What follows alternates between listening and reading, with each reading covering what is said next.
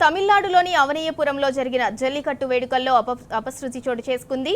Bull fight లో 52 మందికి పైగా గాయపడ్డారు. క్షతగాత్రులను ఆసుపత్రులకు తరలించగా 10 మంది పరిస్థితి విషమంగా ఉన్నట్లు తెలుస్తోంది. పొంగల్ పండుగ వేడుకల్లో భాగంగా జల్లికట్టు పోటీలను నిర్వహించడం తమిళనాడులో ఆనవాయితీగా వస్తోంది.